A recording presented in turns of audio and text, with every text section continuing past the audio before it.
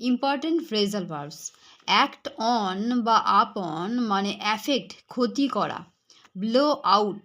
মানে এক্সটিংগুইশ নেভানো,